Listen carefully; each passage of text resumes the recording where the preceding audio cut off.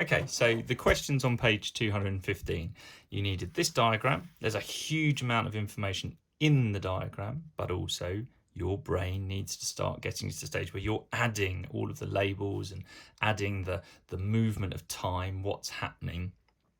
Okay, and then we've got the big matrices telling you all of the RNA, messenger RNA base sequences or codons that you are looking for. So just a really quick babyish thing, just get yourselves into the habit. How do I read this? So first position, I read down here. So let's give me a mRNA sequence of GUC. Okay, so we go down here to G, we go across to U, okay, and then we go down for the third position to C, and we find we've got valine, okay.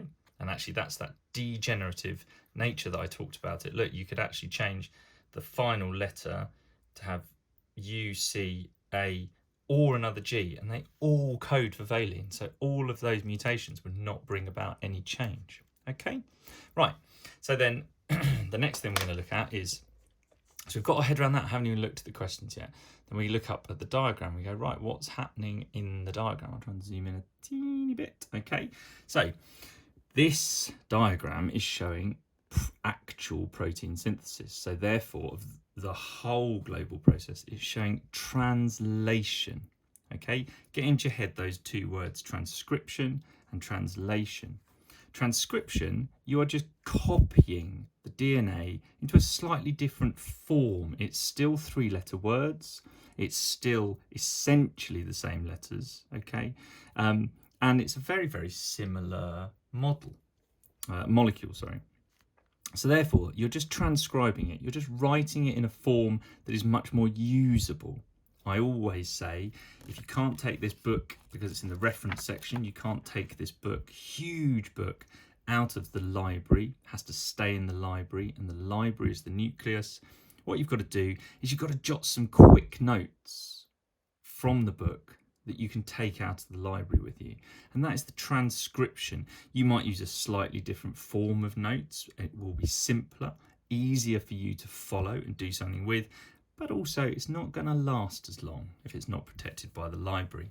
Just like mRNA, messenger RNA, it degenerates, it breaks down quite quickly when it's not used. That's a bit like your notes from a beautiful reference book that leaves the library. Okay, so we're getting translation because we're now going to change the entire language that we're talking about. We're going to convert it to from a nucleic acid language or a base sequence language into a three-dimensional molecular amino acid model. So therefore it's being translated, it's being totally changed into a different form. You could, however, work your way backwards all the way to DNA from an amino acid sequence, from a protein. And that's exactly how scientists have decoded three-dimensional shapes of molecules, but then also known where to find their genes. If you can decode the molecule for fibrillin, an elastic molecule in your bones and your blood vessels, if you know the protein amino acid sequence, you can then work out the anticodons, which then means you can work out the codons on the mRNA, which then means you can work out the DNA sequence, which you can then go and look for in your chromosomes. And so you can say, here you go, here is the fibrillin 1 gene, and this is what it should read like. See, all that stuff you slowly build up, this catalogue. This isn't just a diagram that you're going to have to answer questions. This is an absolute Pandora's box. So let's have a think. We've got mRNA here with a sequence of codons. Oh, look, I've got U's instead of T's. Yes, that's a difference. I must remember that. I also have a look at this sequence. This sequence here is going to be opposite the DNA sequence. So if I've got GUU, I would need to look for a DNA sequence of C, A. Okay, and then where's this mRNA going? It's sitting and going through a ribosome. It's going through this ribosome from right to left, okay? And it's going through a ribosome, and it's got this funny little pairing. Look, you've got a little bit down here the small unit, and then you've got another unit up here. Okay, so a ribosome is made of two structures, the small and the large subunits. All right, and it will also contain some ribosomal RNA, some little r RNA. What else are we seeing? Well, we have got a tRNA. All right, we've got a tRNA here with its anticodon on it, and that is going to match up with, what's it going to match up with? I don't know yet. I need to answer the questions. It's going to match up with one of these. And the one thing is, we know that this has just left the ribosome because it's got no amino acid on it. So the amino acid should have been being carried up here. It's not there. So it's post-translation. Work our way back. We've got the two that fit in a ribosome at any one time. Okay, so two tRNAs fit inside a ribosome.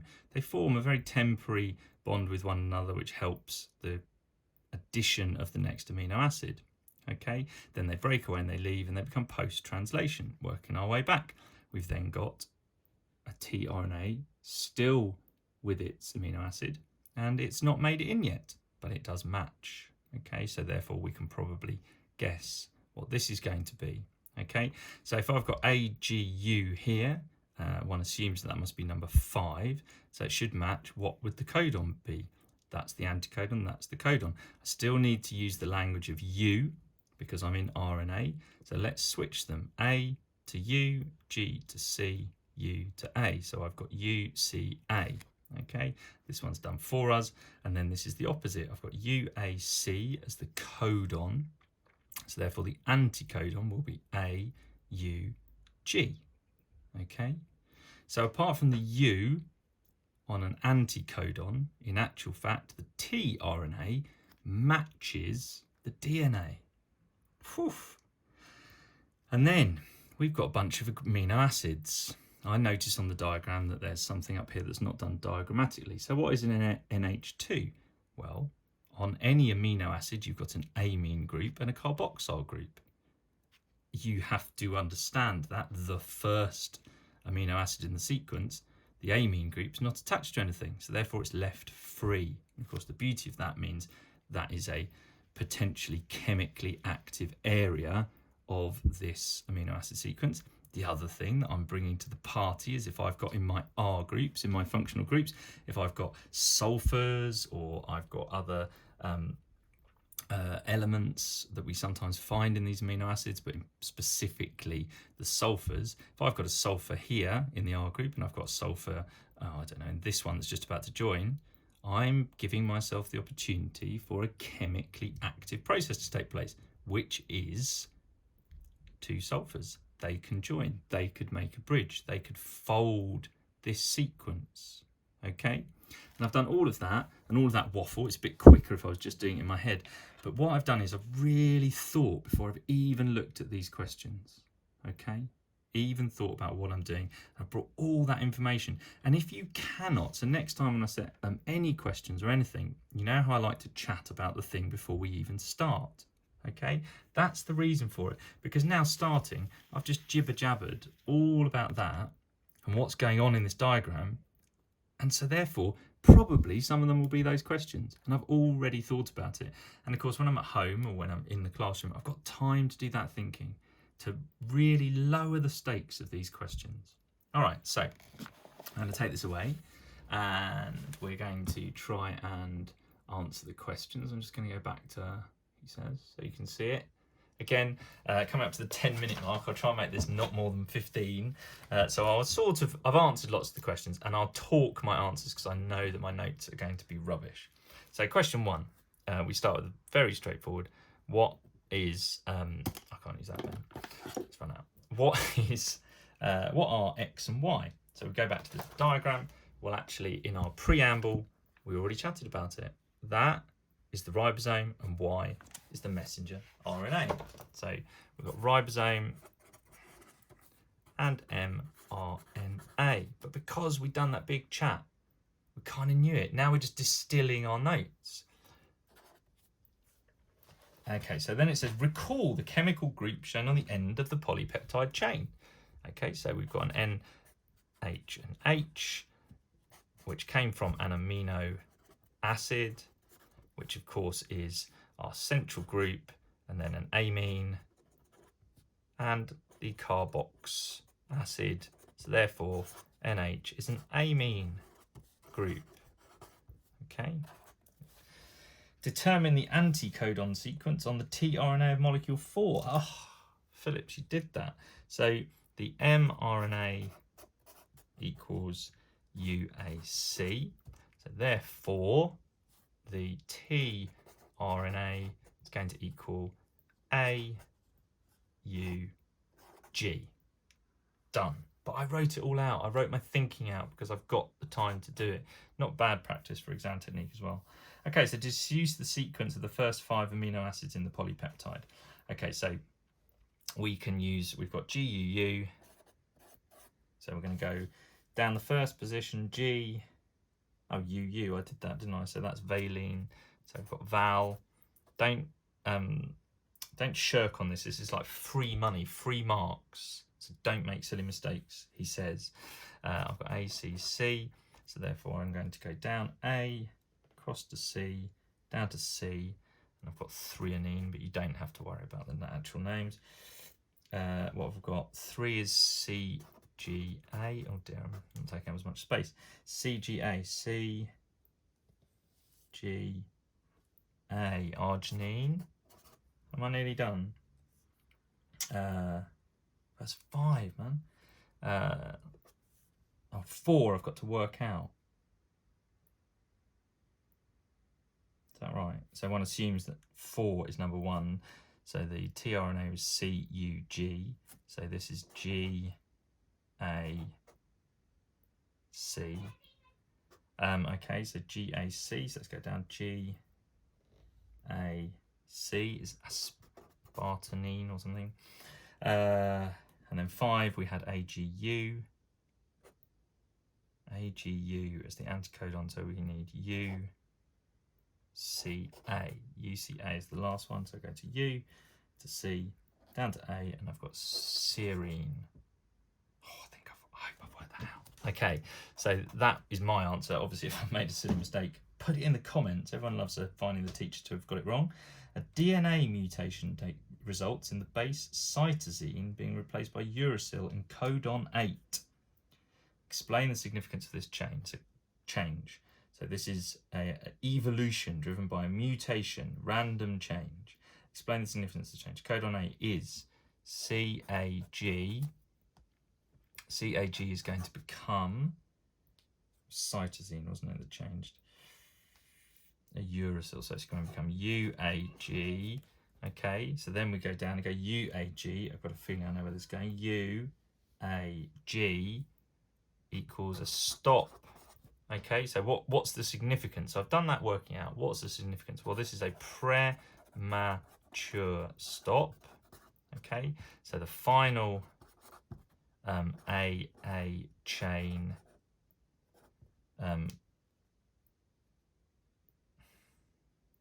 is shorter than it should be.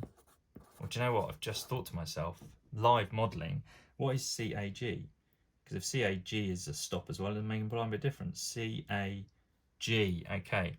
Okay, so that stop should be GLN, okay?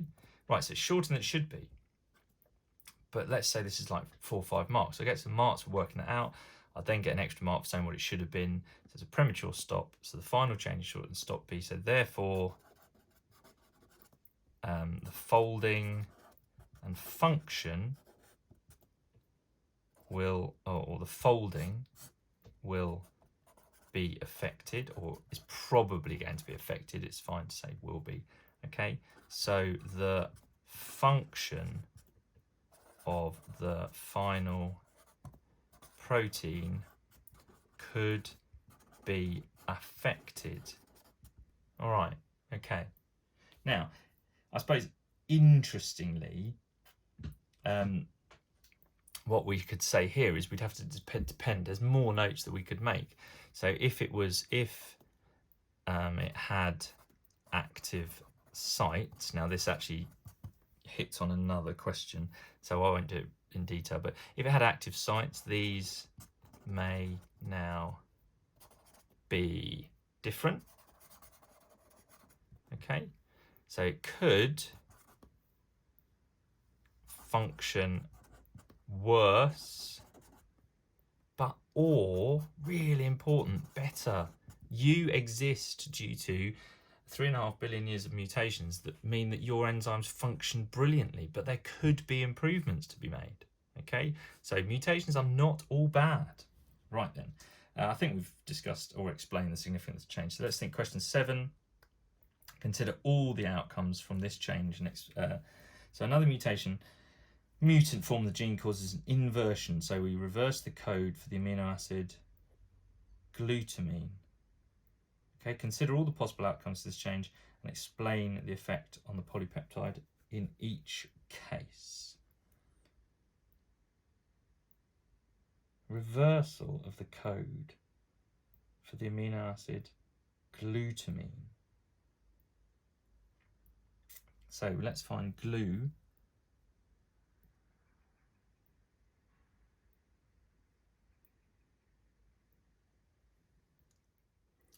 Okay, first of all, in like really trying to get to my head around question 7, I realise I've missed out question 5. Determine the sequence of DNA. I'll come back to that. So question 7, what they're saying is, so let's have a look at GLU. It is either GAA or GAG.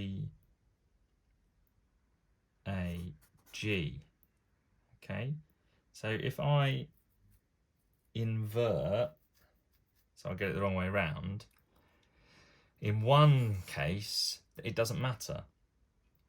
Okay, so in one case, of course, GAG just becomes GAG. So there is a possibility in part of your question A. One possibility is that there's no change, nothing happens. All right, and you'd explain because the reversal actually gives the same word. You get the same amino acid, and so therefore there's no change to the sequence, so everything carries on as normal.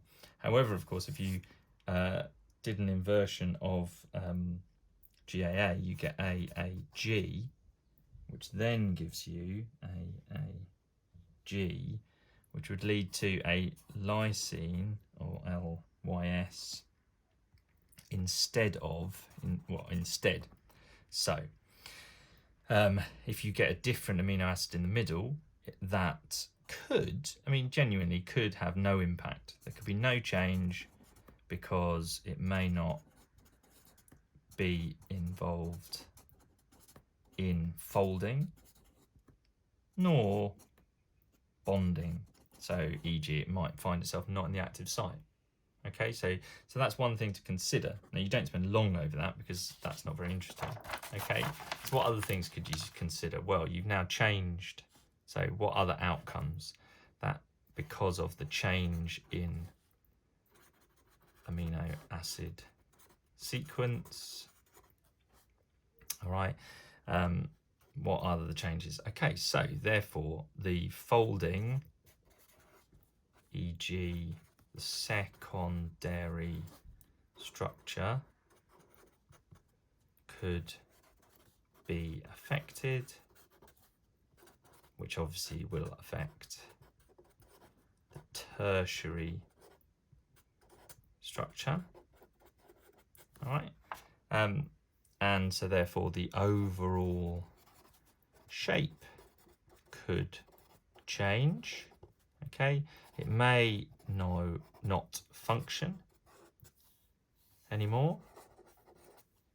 Okay, it could function better.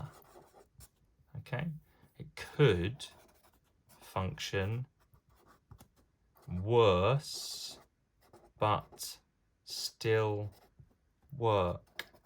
Okay, so I think that's probably all of the different sort of things that could happen because of that different folding. So part B then is much more straightforward.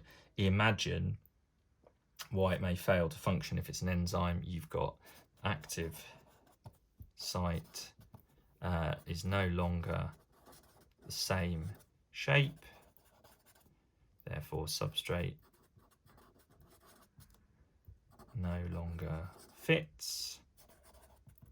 Could also be active site no longer allows substrate to bind in a chemical sense. Okay, it could change the charges on the active site. Okay, which therefore means, you know, the substrate could be repelled or not attracted in the way it needed to be. And the two reasons, I always like these questions, but ultimately the two reasons that that could happen is because either, we've actually said it here, the folding no longer happens in the same places, so the secondary and tertiary structure is affected, or it could be a chemical concept here. Okay, so really, really quickly, I'm very patient. Question 5 was the DNA sequence, which I just ignored because I did it when I was doing my chat. If my tRNA in the first instance of, what is it, 1 to 3, which you should say we've got tRNA is, we don't actually have, but we'll do it all. CAA,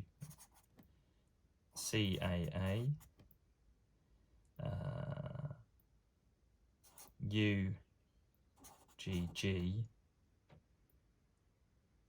GCU. Okay, so then our mRNA, it's long-winded because eventually I'm going to go back to the beginning essentially. So mRNA is GUU, that is ACC. I'm just making sure I did it right. CGA. Okay, so then our DNA, in actual fact, here, if we did it back and translate again, that must be C. This will be AA. This will be TCC. GG. This will be GCT. So it's just remembering the T's. I put them all together and made it more complicated. If I'd just done that, it's the opposite. But look, they are the same apart from the T. Okay, so hopefully that's all of the questions. Thank you very much. I'll use a prettier colour next time, perhaps.